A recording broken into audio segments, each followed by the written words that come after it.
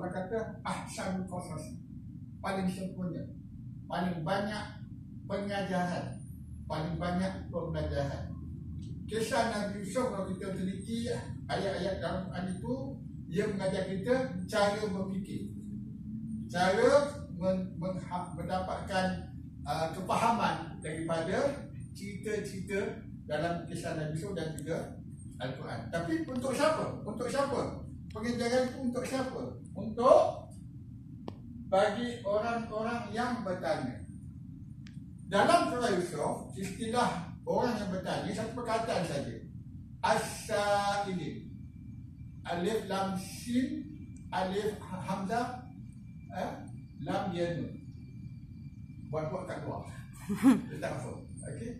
As-sa'ilin dalam bahasa Inggeris tak ada dia panggil active noun. Bahasa Melayu isim aktif, dia aktif. Maksudnya as-sa'ilin bukan bertanya daripada huruf akar dia sin, hamzah, lam, soal.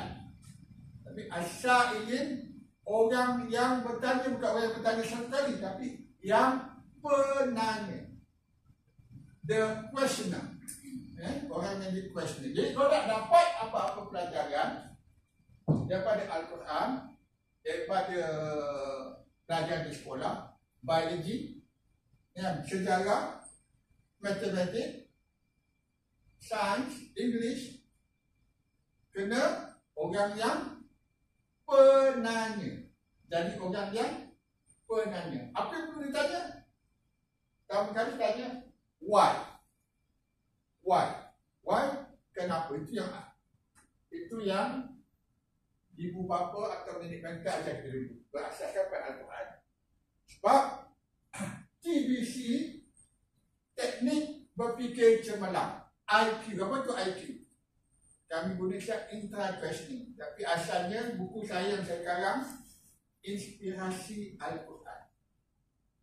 Daripada Al-Quran, ibu bapa kita, nenek bangsa kita olah jadi lagu banyak-banyak supaya anak-anak diajarkan untuk jadi seorang penanya. Bukan yang diceritakan oleh penjajah bahawa lagu ni orang Melayu suka salah orang lain. Jadi tak nak aku dia lemah. Bukan. Inilah kebijaksanaan lagu tradisi kita ialah untuk jadi seorang yang bertanya selain dengan ayat Al-Quran tadi. Dan banyak lagi ayat Al-Quran yang minta kita, galakkan kita supaya bertanya. Apa, mengapa, bagaimana, siapa. Okey? Nah, jadi bila datang sini, saya minta semua lagi baca. Sebelah sini pula.